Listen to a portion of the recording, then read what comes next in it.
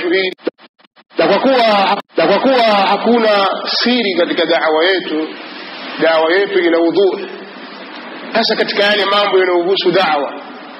Kwa hiyo hakuna usiri katika haya, ndio maana mihadhara yetu hii tunairusha moja kwa moja, darasa zetu zitarushwa moja kwa moja na zitanaswa kwa sauti na zitatawanywa sehemu mbalimbali, kwa sababu hatuna tabiiti ya shar, hakuna njama za shari za kichini chini dhidi ya fulani na dhidi ya fulani na fulani.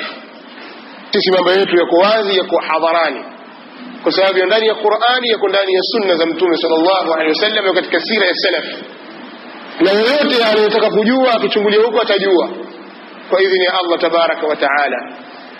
Kwa hiyo ndio mambo yetu yanakuwa kilichobakia ni kuelezana na kuwekana sawa katika baadhi ya nukta.